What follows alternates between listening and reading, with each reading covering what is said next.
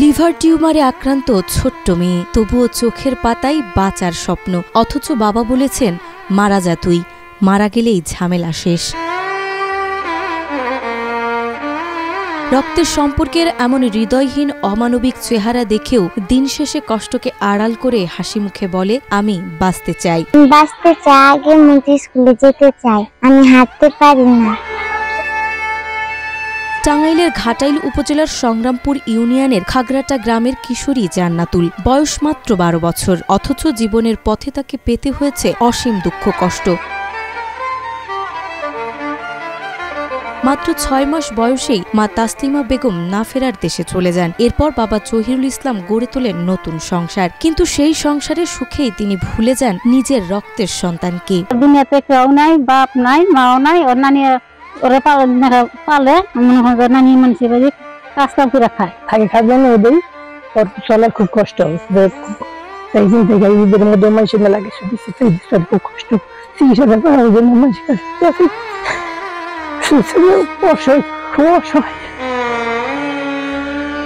অসহায় শিশুটি আশ্রয় নেয় তার নানির কাছে। অন্যের বাড়িতে দিনমজুরের কাজ করে কষ্টের টাকা জমিয়ে তিনি চেষ্টা করেছেন নাতনিকে মানুষ করার।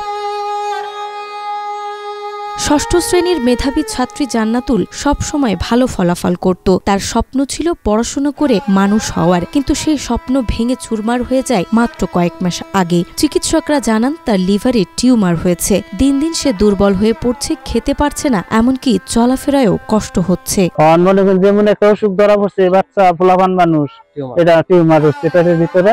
এটা মনে করুন যে ওর নানির দ্বারা সম্ভব না চিকিৎসা করা। সবাইকে আহ্বান জানাবো, ওর মতো আমারও একটা মেয়ে আছে, সবাইকে আহ্বান জানাবো জন্য এই মেয়েটাকে সহযোগিতা করেন। মুখে হাসি লেগে থাকলেও নিদারুণ যন্ত্রণায় কাটছে জান্নাতুলের দিন। দ্রুত চিকিৎসা না পেলে নিভে যেতে পারে তার জীবন প্রদীপ। তাই শেষ ভরসা নিয়ে নানি গিয়েছিলেন জান্নাতুলের বাবার কাছে, কিন্তু সেখানে মিলেছে নির্মমতার চূড়ান্ত ছাপ। স্নেহ ভালোবাসা সব হারিয়ে আজ মৃত্যুর সাথে লড়ছে জান্নাতুল। তাকে বাঁচাতে প্রয়োজন সরকার বা বিত্তবানের মানবিক সহায়তা। একবারে গরিব, আমার চাউল দান কিচ্ছুই নেই, মানুষের কাজ করি আর খাই। সরকারের কাছে অনুরোধ আমার নাতিন যেন আগের মতো স্কুলে যাইতে পারে। বাপ থাকতেও নাই, তারা চিকিৎসা করবো না, তারা বলে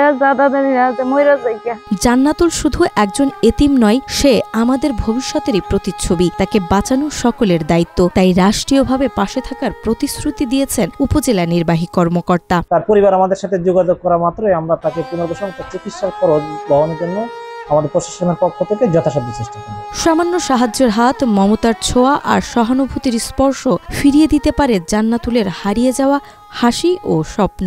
জান্নাতুলকে বাঁচানো মানেই শুধু একটি প্রাণরক্ষা নয়, একটি মানবতার জয়, অন্ধকারের মাঝেও নতুন জীবনের আলো জ্বালানোর অঙ্গীকার। নাজমা, মাই টিভি।